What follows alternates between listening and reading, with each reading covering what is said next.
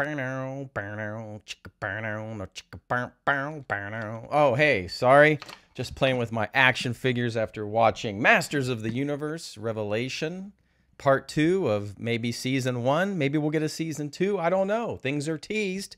So I'm on record here liking part 1 to the objection of most of the internet. I liked part 1, but I reserved to change my opinion if Kevin Smith couldn't stick the landing in part 2. So did he stick the landing? I think he did. I think ultimately a lot of the characters go where we thought they were going to go anyway, and I'm cool with that.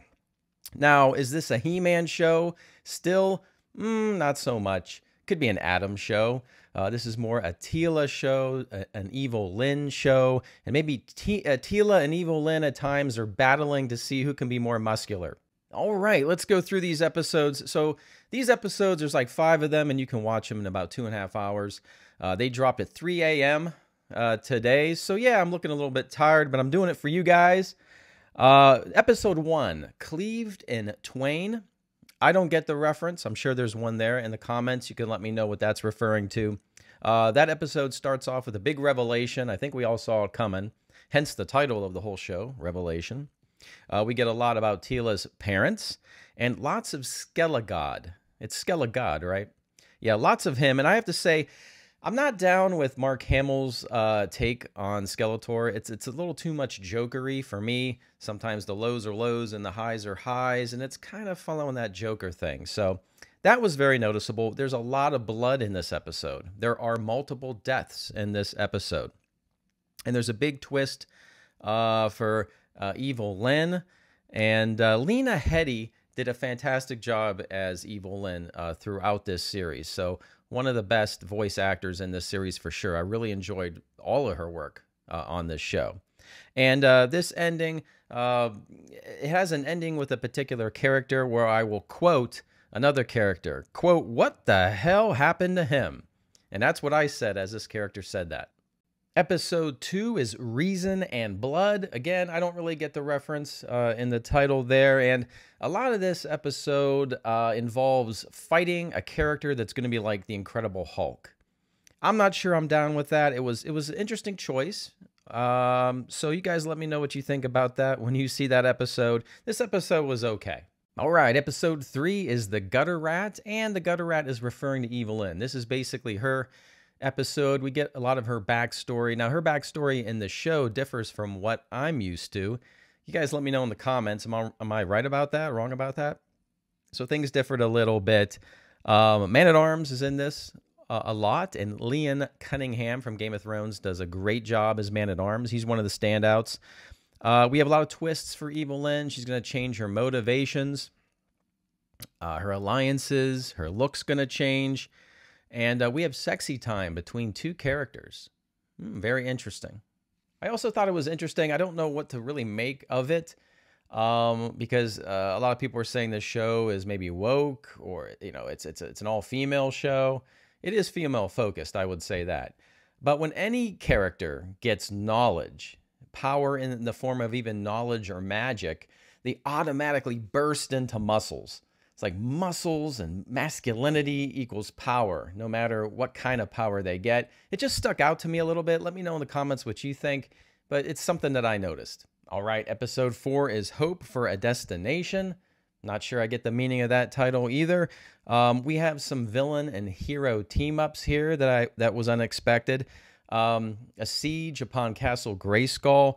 There are a lot of villains. They dig deep. In fact, they even comment that they dig deep to find a lot of obscure villains for this episode, and it was really, really enjoyable. And there's a villain that was totally unexpected, and I will say no more, but I thought it was pretty cool, so I got to bust out that action figure that I have. Pretty cool. We also get a lot of sorceress mythology, the rules about the sorceress and the background there.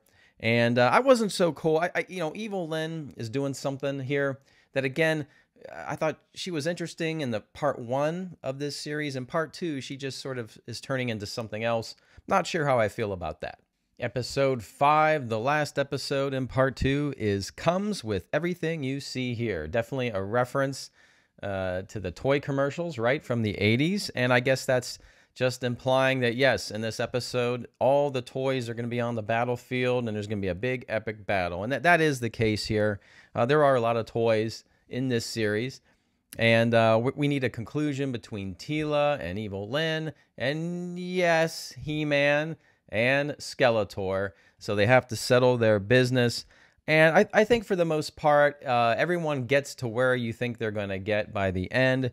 So I think that is good. And at the very end, there is an interesting tease of a new villain.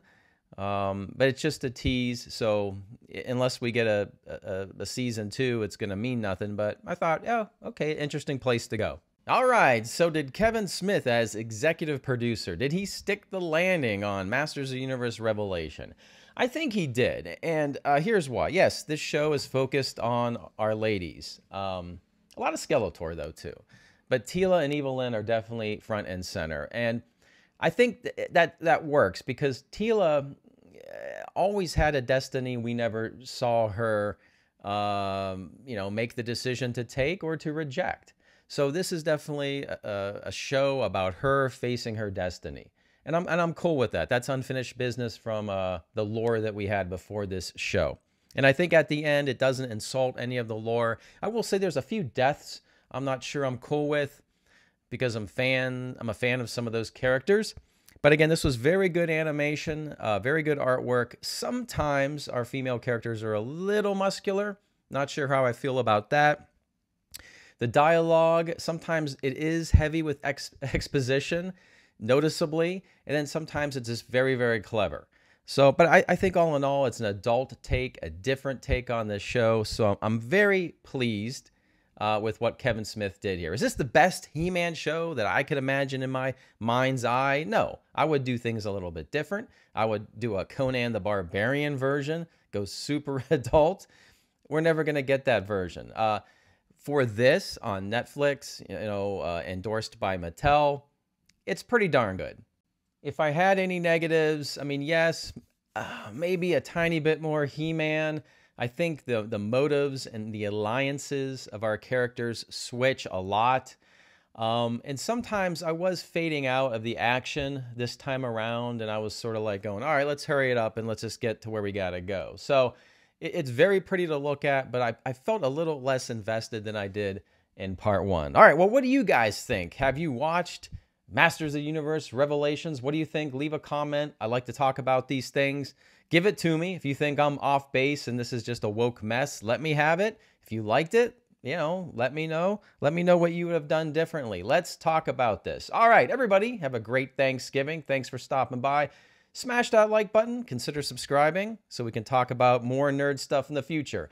Everybody have a great day, a great week, a great Thanksgiving. And as always, I will see you on the new.